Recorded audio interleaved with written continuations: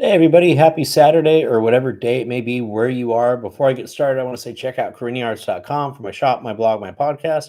I do have an artist reception. If you happen to catch this video today or in the next couple days, next Saturday, April 23rd from 7 to 9 p.m. at Edelman Fine Art, I would love for you to come check it out. I have some big marquee works on display there. So I would love for you to join me so we can talk art and you can just be part of that experience.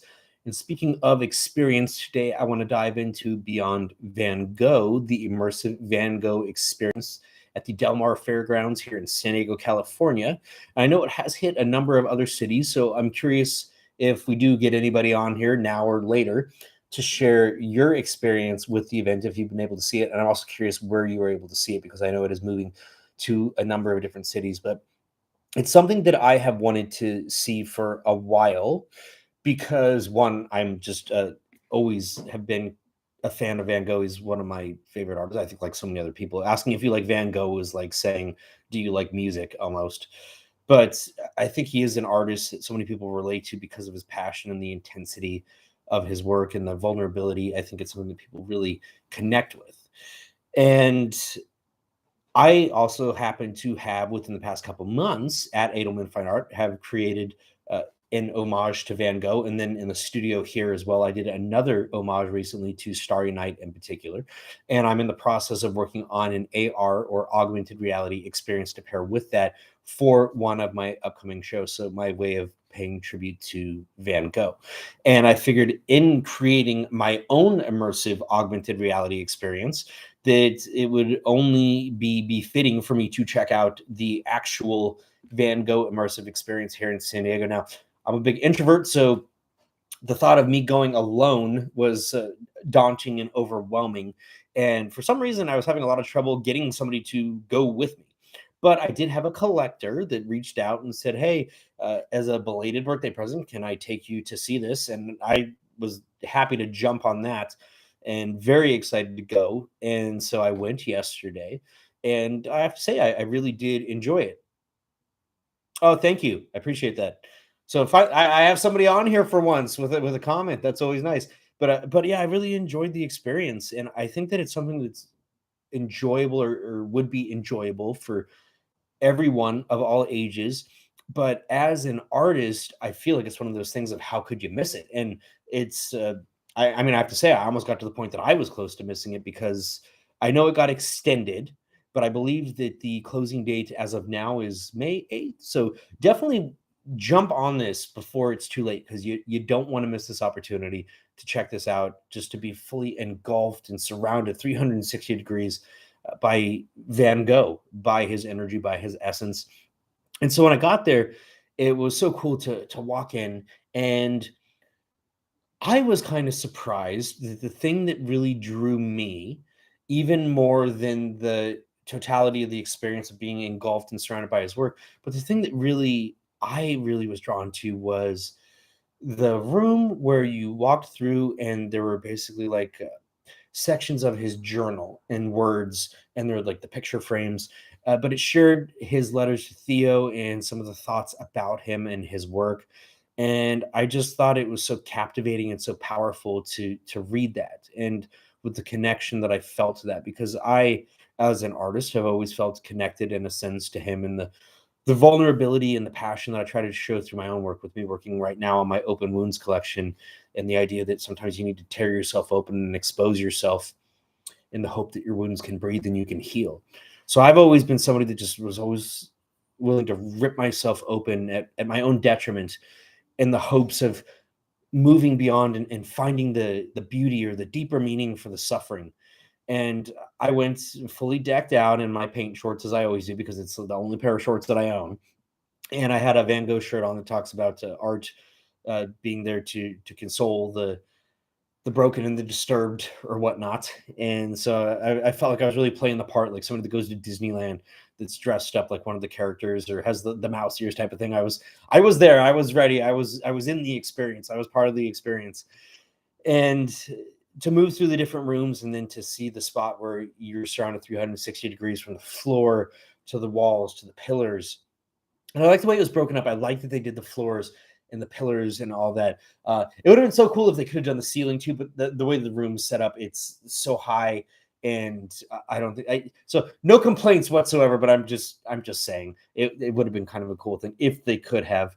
But I thought about it afterwards because I didn't really know what I was getting into, and if I was to go back again, I would definitely come a little more prepared mentally, emotionally, and I wish that I could have had like a pillow and just laid on the floor because I could have sat there all day. And the other thing that I think would have been fun is if I could have had my headphones and listened to my music. Not that there was anything wrong with the music they had, it was perfectly paired with the experience and it absolutely correlated.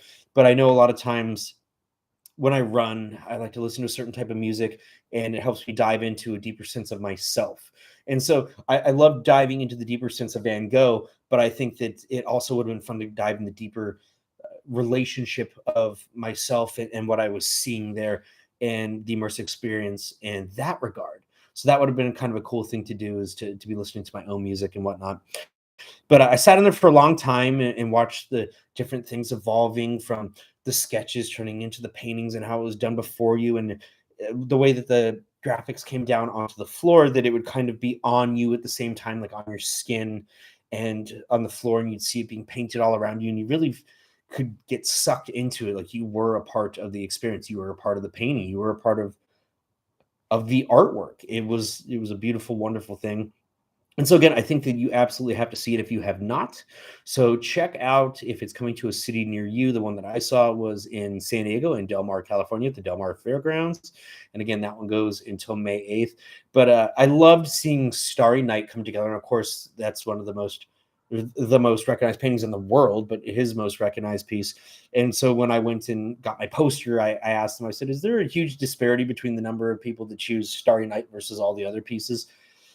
And it's interesting to kind of see what people choose. I could have just sat there and watched and seen how people address that, but I also could have sat and probably watched other people and their response to the entire experience as well. So it's an interesting spot to kind of people watch. But to see Starry Night come together and to have the stars shooting and all that going on around you, it was very powerful experience. And then one of the other things that I really liked was seeing the signatures when his work was being signed.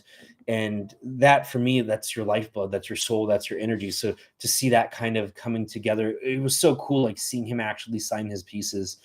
And then the other cool thing was seeing all the self-portraits and the versions of himself and these reflections essentially of how he looked at himself and how he saw himself at different periods. But again, going back to what I had said was one of my favorite parts was just the writing and seeing and hearing his mentality and what was going through his head, his perceptions of beauty, him talking about color palette and his experiences in interpersonal relationships and dealing with other artists and things of that nature and moving around and his outlook on life and perceptions and just working through a difficult period. And it just felt like there's so much that I could relate to, as I know that there's so much that other people can relate to because of who he was and the type of artist that he was. But it was such a beautiful experience. I would definitely recommend it for anybody. I would absolutely love to go back again. So we will see. Maybe I'll go back again. I'm going to see if I can get them to allow me to maybe do something a little different so that I could be a little bit more part of the experience in a different capacity. So I'm going to reach out to their team and see if I can maybe do something a little special because, hey, I like to do everything a little bit differently and like to be a part of things in a different way.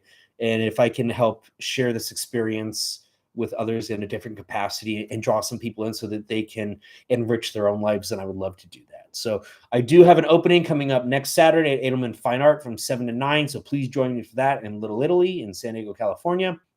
You can check out much more at cariniarts.com, including my shop, my blog, my podcast. And on my blog, I do have some of my AR experiences, some of my augmented reality stuff. I'll also have much more to come. So stay tuned for that in the upcoming months. It was one of the reasons that I absolutely had to see this show with me working on my AR experience. So I hope you will stay tuned and join me to see that. But I do have a lot of posts on Facebook and Instagram from the experience if you want to check that out. So on Facebook, I am Carini Arts, and on Instagram, I am Acrylic Alchemy. But you can just look me up, Michael Carini, Carini Arts, and I guarantee you just look at the page and you will know if it is me. So have a good day. Stay safe. Be well. I will see you next time. Oh, one last thing. So I did get a new cat, and the cat, I took it from somebody else that was relinquishing her. I just couldn't let her go. And She does have a clipped ear because the person had said that she was a stray, and so when it's a stray, they will clip the ears so that they can recognize from a distance that the cat is uh, fixed. And so I was thinking about names if I was going to rename the cat, and I'm not going to completely rename her. Her name is Nikita, so I'm going to call her Kita, but I'm going to call her Kita Van Gogh because she's missing part of her ear. So I thought that that related to this, and so I wanted to share that with people too. But she's a beauty, she's a cutie, but she's still getting acclimated, and so she hasn't quite felt comfortable to come out yet. So we're working on that, but pretty soon you will see Kita Van Gogh. So stay tuned to see Kita Van Gogh, and I will see you next time.